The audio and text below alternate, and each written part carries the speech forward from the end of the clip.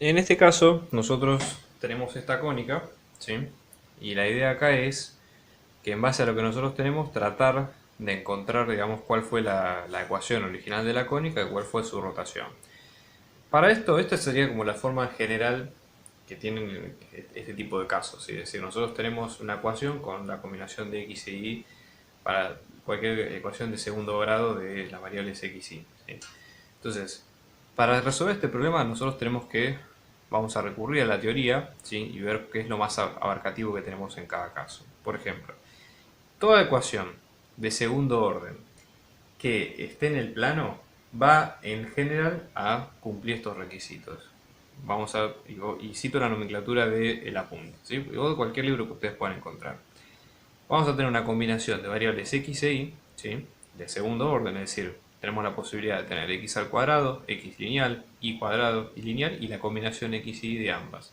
Básicamente eso es lo que ocurre. Entonces cada una de esas combinaciones va a estar multiplicada por un parámetro lineal, una constante, ¿sí? Que en este caso lo vamos a poner con letras griegas. ¿Sí? Esto ya les digo por convención. ¿Sí? Básicamente es análogo a lo que hacemos nosotros cuando hacemos combinación lineal de vectores. ¿Sí?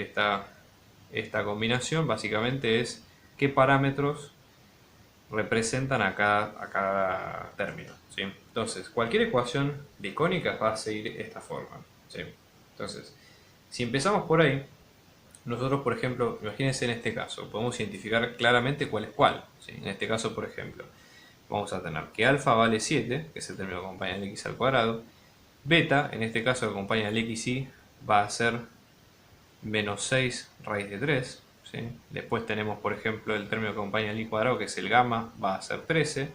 Términos de x y de y no tenemos, así que vamos a tener que lambda es igual a 0 y mu es igual a 0. Y después tenemos b, que es el término constante, que en este caso es menos 16, porque por definición aparece en el otro lado. Entonces b nos va a quedar menos 16. ¿Ok? Es una forma rápida, digamos, de caracterizar las curvas. Ahora, eso nos permite un poco recurrir a la teoría. ¿Sí? Beta siempre es el parámetro que acompaña al XY. Entonces, en general, beta aparece cuando hay una rotación. ¿Sí? Es decir, cuando nosotros tenemos la cónica y la cónica se rotó de alguna forma. Entonces, hay una fórmula que relaciona esa rotación con los otros parámetros que vimos. ¿Sí? Entonces, si nosotros tenemos, si acá tenemos, vamos el croquis de los ejes X e Y, y hacemos una rotación en sentido antihorario, es decir, en sentido positivo, de un ángulo θ, entonces la relación va a ser la tangente de dos veces ese ángulo θ, va a ser ese parámetro beta sobre alfa menos gamma. Si esto tiene una demostración, hay digamos varias maneras de sacarlo, pero digamos con esto alcanza como para que ustedes resuelvan el problema. ¿Sí?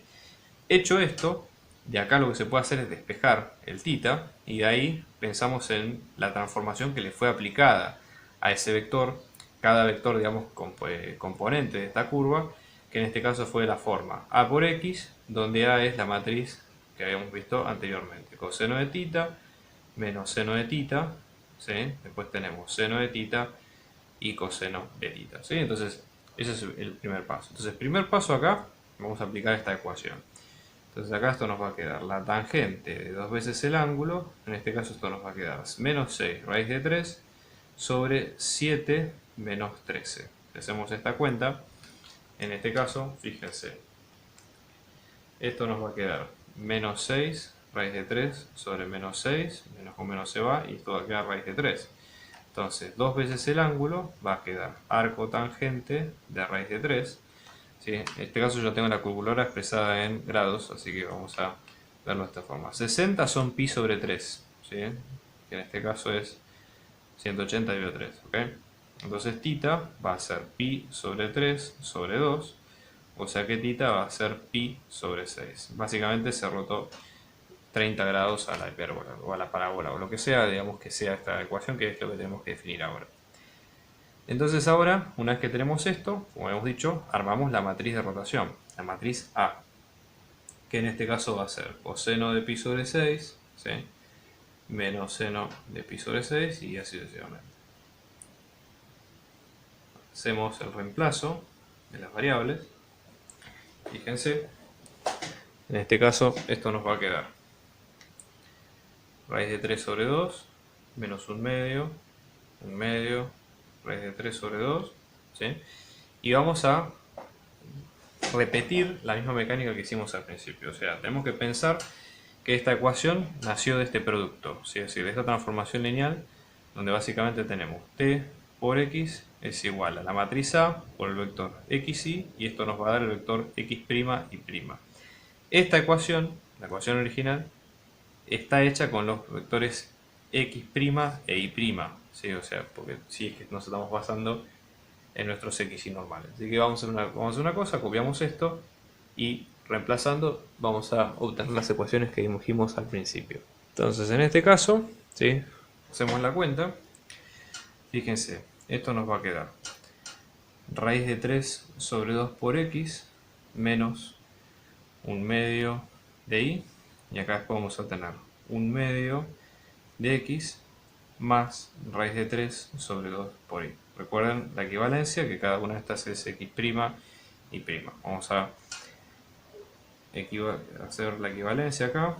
Volvemos a copiar, esto es un menos, disculpen, menos 6 raíz de 3 x' y prima más 13 y prima. Esta parte es un poco larga, pero bueno, siempre es importante prestar atención y tratar de, digamos, más allá de que es muy mecánica, como podemos definirla así, pero los errores de atención pueden hacer, digamos, que no nos dé un resultado coherente. Entonces nada, es clave ser ordenado con las cuentas, tratar de, en la medida de lo posible, no distraerse con otras cosas y demás, ¿no? Entonces vamos a hacer las cuentas acá, esto nos va a quedar 7 por raíz de 3 sobre 2 por x menos 1 medio de y, todo esto al cuadrado, menos 6 raíz de 3 por raíz de 3 sobre 2 por x menos 1 medio de y por 1 medio de x más raíz de 3 sobre 2 por y más 13 por 1 medio de x más raíz de 3 sobre 2 por y al cuadrado, ¿sí?